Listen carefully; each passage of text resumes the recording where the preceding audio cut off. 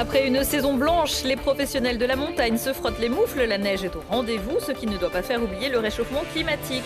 Des chercheurs grenoblois travaillent sur ces effets pour anticiper les conditions d'enneigement sur les pistes dans les années à venir.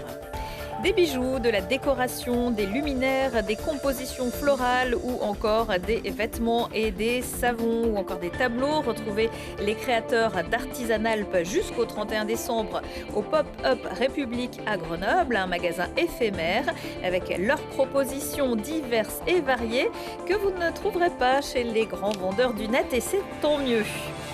Et puis la luge, une activité plus dangereuse qu'on ne le croit. L'hiver dernier, 12 enfants ont été admis aux soins intensifs du CHU de Grenoble. La majorité ne portait pas de casque.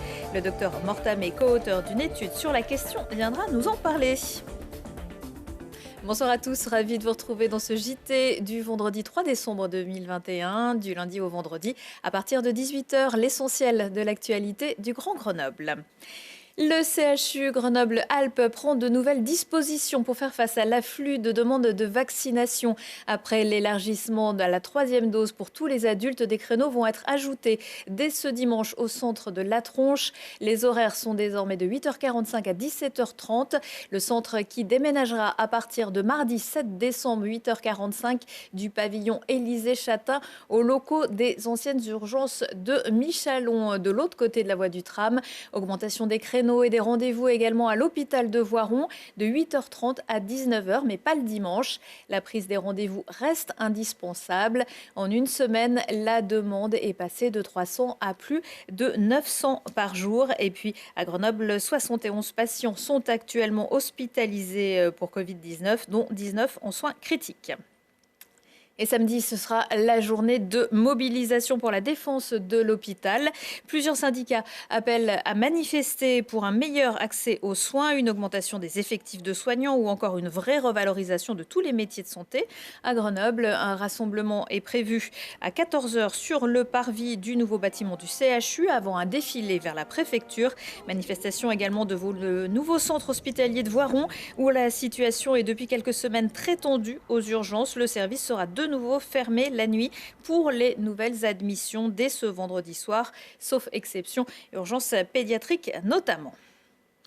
C'est Noël avant l'heure pour les stations de sport d'hiver. Grâce aux importantes chutes de neige de ces derniers jours, elles seront nombreuses à débuter leur saison d'hiver à partir de demain, samedi. Les Sept-Lots, Lançon-Vercors, Villard-de-Lans ou encore Champs-Rousse, où vous aurez peut-être la chance de croiser le champion Martin Fourcade dimanche. Si l'or blanc est au rendez-vous, pour l'instant, le centre d'études de la neige de Grenoble sait bien que ce ne sera pas toujours le cas et a créé avec plusieurs partenaires Climsnow pour aider les stations à faire les bons choix en fonction de l'état futur du manteau neigeux. Lucille Dailly. Voir toujours plus loin, faire toujours plus pour combler de bonheur la clientèle sur les pistes, c'est aussi désormais rester prudent, voire raisonnable. Les aménageurs ne peuvent imaginer leur station de demain sans anticiper les effets du changement climatique, sans quoi le succès de leurs investissements pourrait fondre comme neige au soleil bien plus tôt que prévu. C'est une réalité, donc les stations le constatent déjà, plus ou moins en fonction de leur situation géographique notamment. Autre chose, c'est de savoir ce qui va se passer dans les prochaines décennies et de faire les bons choix qui soient du coup en phase avec ce que les conditions météo vont devenir. Alors pour prédire l'avenir, des chercheurs et spécialistes de la neige et du climat ont créé ensemble une boule de cristal numérique. Climsnow est né du savoir-faire de Météo France, de l'INRAE et du bureau d'études d'IANeige. À la demande d'un aménageur, l'outil va se baser sur des simulations de projections climatiques à grande échelle, puis zoomer sur l'échelle précise de la station, jusqu'à obtenir un scénario fiable sur les épaisseurs de neige à l'horizon 2050, voire 2100.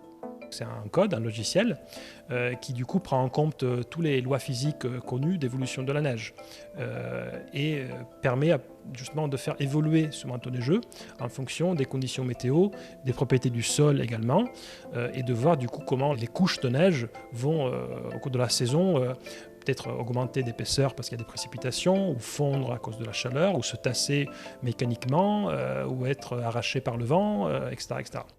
L'étude pionnière réalisée en 2018 concernait les 23 stations du département de l'Isère. Climsnow reçoit aujourd'hui des commandes pour tous nos massifs. Un tiers des stations françaises disposent de l'étude. Le système vient d'être modifié pour s'adapter aux stations européennes, Suisse, Andorre, Espagne. Et l'innovation pourrait bien faire des heureux bientôt outre-Atlantique. Et Climsnow a par exemple diagnostiqué qu'en 2040, il n'y aurait plus de neige dans la station jurassienne de Métabier et qui a décidé donc de se tourner vers des activités hors ski. Je vous en parlais jeudi, les 70 personnes expulsées du camp de l'Alliance à Grenoble qui avaient manifesté aux côtés d'associations sur le parvis de l'hôtel de ville ont finalement dormi à l'abri la nuit dernière. La ville leur a fourni hébergement et nourriture avant qu'elles ne rejoignent aujourd'hui un hôtel de Moiran où elles seront prises en charge par les services de l'État. Merci pour eux. 185 tonnes de denrées ont été récoltées lors de la collecte de la Banque alimentaire de l'Isère qui avait lieu le week-end dernier. Des dons qui auront permis de préparer 370 000 repas. C'est un peu moins que l'an dernier alors que le nombre de bénéficiaires est passé depuis le début de la crise de 6 000 à 8 000. Pour la deuxième année, il est encore possible de composer des paniers à offrir en allant sur monpanier-solidaire.org. Et puis pour faire vos cadeaux de Noël, pas facile de se retrouver au milieu de toutes les offres. Pour les produits artisanaux et locaux, une adresse, le local Pop-Up République, qui accueille jusqu'au 31 décembre à Grenoble le collectif de créateurs Artisanalp et leurs beaux objets. Dans cet espace de 1000 m², mis à disposition par la ville et la métro, il n'y en a pas un pareil. Éléonore Pointeau. Elles sont originales, uniques et grenobloises. Mais pour être révélées au public et le charmer, ces créations ne trouvent pas facilement leur place. Pour les mettre en avant, un collectif de 10 artisans, Artisanalp s'est créé et occupe une boutique éphémère en centre-ville. Oui, alors en fait, la métropole de Grenoble propose des contrats pour tenir le pop-up store. Et donc, plusieurs personnes du collectif ont répondu à un appel d'offres. Et donc, les premières personnes qui ont répondu à cet appel d'offres se sont regroupées pour faire un premier groupe. Et petit à petit, on trouvé d'autres créateurs pour rejoindre le collectif Artisanalp. Et donc maintenant, on est 10, voilà. De la décoration à l'aménagement, tout a été pensé par les artisans pour valoriser au mieux les produits. Authentiques et pour certains, même personnalisables, comme les luminaires de Christophe Bouvier. Notre concept, c'est que le luminaire est 2 en 1. Il va être décoratif le jour et éclairant la nuit. En fait, on est sur un design qui est innovant sous forme de panneau LED. Et sur ce panneau, on vient imprimer un visuel personnalisé par le client. Pour tous, une valeur commune, l'écologie. En proposant des produits respectant l'environnement, les créateurs y trouvent également leurs inspirations. Marion propose des illustrations à l'aquarelle. Au cœur de ses œuvres, la faune et la flore. J'aime l'esthétique de l'encyclopédie. En fait, ça me vient de quand j'étais plus petite et que j'aimais beaucoup les encyclopédies des animaux, des insectes. Donc, c'est beaucoup les livres d'imagerie qui m'ont inspirée. Un magasin éphémère qui donne la possibilité à chaque créateur d'avoir sa propre boutique dans une boutique. Il permet à de nouveaux artisans, 4 fois dans l'année, de promouvoir leur création. Des produits locaux pour décorer ou à déguster, vous en trouverez également au marché de Noël de Notre-Dame de Lauziers, mardi 7 décembre à partir de 16h. Gladys et son orgue de barbarie ainsi que Marie Clou, la crieuse publique, sont également annoncés. Et n'hésitez pas à aller faire un petit coucou à notre ancienne collègue Isalia Petmezakis. Sortez couverts. Si le port du casque tend à se généraliser dans la pratique du ski de piste, ce n'est pas forcément le cas pour les adeptes de la luge. Pourtant, le risque est bien présent. C'est ce que l'on va voir avec vous, Guillaume Mortamé. Bonsoir. Bonsoir. Et vous êtes médecin aux réanimations pédiatriques au CHU Grenoble-Alpes et vous êtes l'un des co-auteurs d'une étude sur cette question. C'est bien ça ? Tout à fait, c'est bien ça. L'an dernier, combien avez-vous reçu de personnes pour des traumatismes liés à la pratique de la luge ? Alors, si on regarde uniquement les enfants qui ont été admis pour des pathologies graves, donc avec un risque vital engagé, juste sur le centre de Grenoble, on a pu accueillir 12 patients, 12 enfants, pour la plupart qui avaient moins de 6 ans. Donc, ce qui est un chiffre beaucoup plus important que ce qu'on observait les années précédentes, où on était plutôt aux alentours de 2 à 3 enfants par an. Le fait que les stations aient fermé leur remontée mécanique l'année dernière a entraîné une augmentation très importante de la pratique de la luge chez les enfants, mais aussi chez les ados et les plus grands. Mais nous, on est concernés essentiellement par les enfants, et donc on a été surpris par ce chiffre très très important. Vous parlez de pathologies graves, c'est-à-dire? Donc ce sont des traumatismes, en général des polytraumatismes, donc des traumatismes qui atteignent plusieurs régions du corps, avec des traumatismes extrêmement graves, en particulier quand on parle de traumatisme crânien, des lésions intracérébrales qui peuvent être très, très importantes et puis qui peuvent entraîner soit le décès, soit des séquelles à long terme extrêmement, extrêmement graves. Alors ça, évidemment, ce sont des exceptions, mais n'empêche, ça peut arriver à tout le monde.